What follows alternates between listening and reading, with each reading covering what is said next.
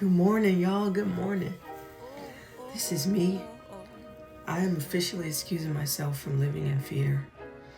I woke up with a new attitude that I've been priming over time, just priming myself to think different, to feel different, to act different.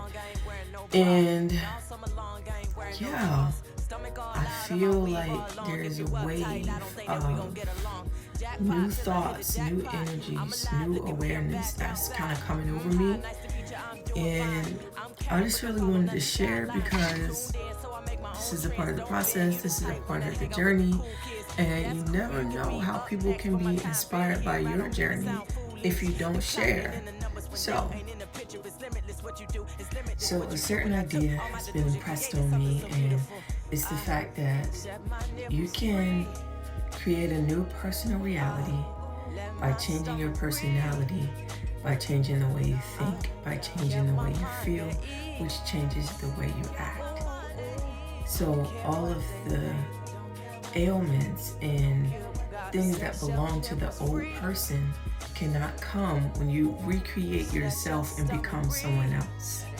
So I'm putting this to test, right?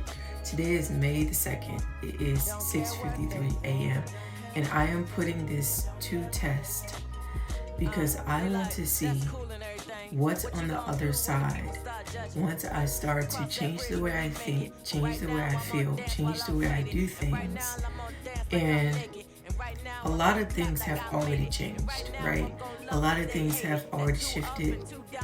And now I'm not anxious, but I'm super curious to see like the synchronicities or the synchronicities of what's gonna surprise me today. So today I'm waking up, and my main goal today is to be super conscious of my unconscious self, right? And the more I can become more conscious of my unconscious self, the more I can modify my behavior, modify myself by thought alone. This is the goal. This is what I'm doing. Modifying myself by thought alone, by becoming super conscious of my unconscious thoughts. If you sit and let your mind wander and just pay attention to the thoughts that come, that's what I mean by monitoring your unconscious thoughts, right? Because those are the thoughts that create, the ones that are running on autopilot. Those are the ones that create the life that you live. They create your life situation. They create your personality. They create your experiences.